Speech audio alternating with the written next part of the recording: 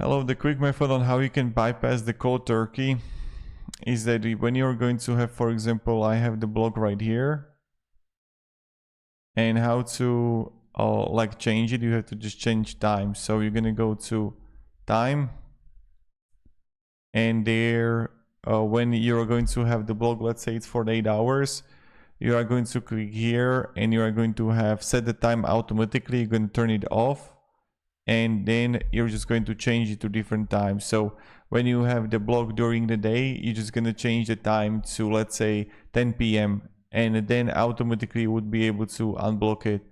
So right now I have it for 12 hours, and let's say I'm going to have like both blocked here. I can go to change, and let's say it's going to be 10 p.m.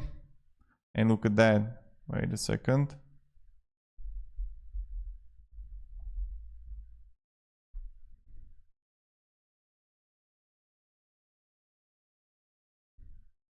See, I can remove it.